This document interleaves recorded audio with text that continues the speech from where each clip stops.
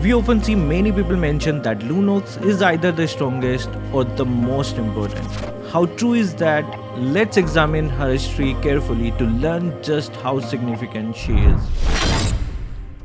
Hi guys, Kazuki here, and in this video we are here to learn more about one of our favorite mages, Lunox, and her significance to the realm of Dawn in the Twilight Origins arc. Let's start with part 1, chapter 1 and 2 of Twilight Origins. During this arc, the Land of Dawn had two forces, one led by the Lord of Light and another led by the Lord of the Abyss. You can associate the Lord of Light armies with the medieval European armies who are associated with the church, for example, the Crusades. And the Lord of Light looks like one of those fantasy gods you often see. I know the Lord of Light outfits are depicted like Viking in some splash art, but they just remind me of the medieval church forces. The Lord of Abyss army can be associated as your typical demonic type of army that you see often in fantasy tales and anime. The Lord of the Abyss also looks the same as the Lord of Light, but he is just darker or purpley. Knowing respective lords and their armies should give the difference in ideologies. When you have two different ideologies, it can only mean one thing: it means war. The Land of Dawn during this period was filled with war, which meant there was no peace. During such a tough time, there was a love between a high-ranking woman for the side of the Lord of Light and Orpheus, a high-ranking member of the Lord of the Abyss clan. And one day the war was at its fullest power. Orpheus fled into an enchanted forest carrying his lover. His lover was wounded and pregnant. Orpheus fled into a neutral tribe looking for a twilight orb, an orb created by the unique god which possessed the capability of granting its owner unquestioned rule over the Land of Dawn. Orpheus knew this orb could end this war. When he was looking for this orb, his lover just gave birth. As soon as the baby was born, both the Lord of Light and Lord of Abyss saw something wrong from the place where Orpheus' lover and their newborn baby were. So both of them sent their forces into the enchanted forest. Tribals first showed that they were neutral to the Lord of Abyss forces, but still, the demonic forces ended up killing the tribe's head. During this chaos, Lord of Light forces all arrived, which meant both the armies again clashed in the tribe's area, which meant there was going to be a load of bloodshed and unwanted deaths. They heard a baby cry, and when the demons heard it, they all rushed towards the building. And when they came near the building, shining light destroyed all the demons after seeing that the Lord of Light forces also entered the place and started attacking Orpheus because he was on the dark side. And then a great energy shock pleased. No one knew it was associated with a baby. Orpheus' lover named the baby Lunox.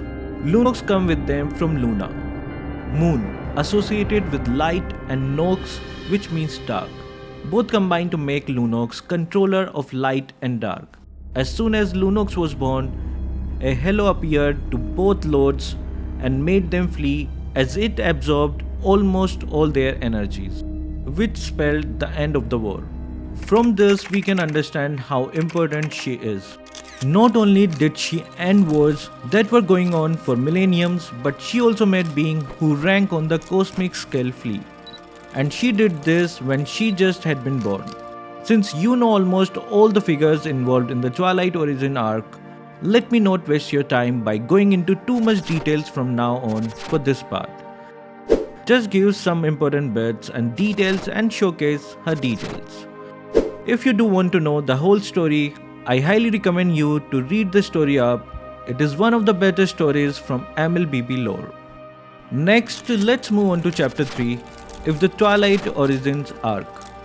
There isn't much that happens in this arc that you call achievements for Lunox. Lunox only learns to use her light powers and learns to use her light ultimate. Next comes part 2 of Twilight Origins arc. Let's start with chapter 4. It's been 1 year since Lunox learned to control her powers of light, and she has learned to control her light powers from her mother. She started dreaming and has met the unique god, although she didn't see his face. She also learns that the unique god is also the god that created order and chaos.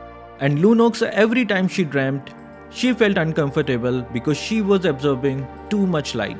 But she would see an amazing halo that felt comfortable and would wake up trying to touch it. Let's jump a bit forward. But Lunox was having dreams of the village getting destroyed, and when dreams started to come true, Lunox was scared, surprised, and couldn't react. In this arc, we find out that she has mastered the light ability, which represents peace, and we also get introduced to her dream powers. The last chapters of the Twilight Origins arc, chapter number 5 and 6. In this chapter, Lunox sees everything that she saw in her dream. But it is the reality. She sees the same people die. She sees the same houses break down. After seeing this, she goes into a shock, but she snaps out of it and starts fighting with the monsters with her light powers. At this point, she has mastered it. But when too many enemies surrounded Lunox, her parents bravely led them out of the area. By the time Lunox could deal with their enemies, her parents were on the verge of death and Lunox rushed towards her parents. But a silent assassin trying to kill Lunox threw a dagger. His father jumped and saved his daughter. After seeing that, she let out dark energy which killed all the enemies surrounding that area. And in the end, her mother told her everything was better with balance. Lunox didn't understand. After this, Lunox started questioning her existence and started blaming herself for everything. At this time, Lunox went into a house hidden with dark followers, and the rest of the Dark Army was retreating with the Twilight Orb. But when they were retreating, the Light Army ambushed them and war broke out. Both lords again returned with their armor on to join the battle. Lunox had no strength to stand up. She fainted and went into a dream, where she saw an ocean and heard her parents calling from a distant place. But behind her was none other than the unique god. After seeing the unique god, Lunox begged him to give her parents back. But the god said that their parents' destinies were fulfilled. But the unique god told Lunox her destiny. Lunox refused to accept her parents' death. In anger, raised her hand and threw her punch.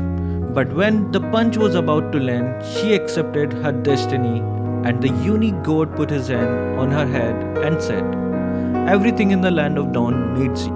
You are the first major gift I have given the world. You have the blessing of the Twilight Orb." After this, Lunox woke up realizing her destiny, went up to both Lord of Light and Abyss, and with an even more amazing halo, and had both the power of order and chaos. This time she successfully absorbed all the power from both lords. With no power, both lords flee to their lands, and Lunox, exhausted, enters the Twilight Orb in the sky and enters a deep sleep. The Twilight Orb falls into the western desert. With all these events, peace finally comes to the land of dawn. In New Nolan's making video, we see that the war between the light and the abyss has never ended. We are apparently going to have the continuation of that war. After learning all this, you must understand how important she is. She is the Twilight Orb according to a unique god words, which means she is the unquestioned ruler of the Land of Dawn. Without her, the Land of Dawn would have never seen peace, which means we wouldn't see most of the heroes. You enjoyed this video, I certainly did. This is not the end of the Lunox lore and importance, as she also has parts in the Fate Denier arc. Do you guys want me to cover it? If you guys give me a lot of love to this video, I will pick a topic from the comment section and make a lore video about that hero or arc. That's it for this video. Thank you guys for watching. Keep supporting Kazuki Official. This is a different kind of video. Do let me know if you want more videos like these. The comment section is all yours.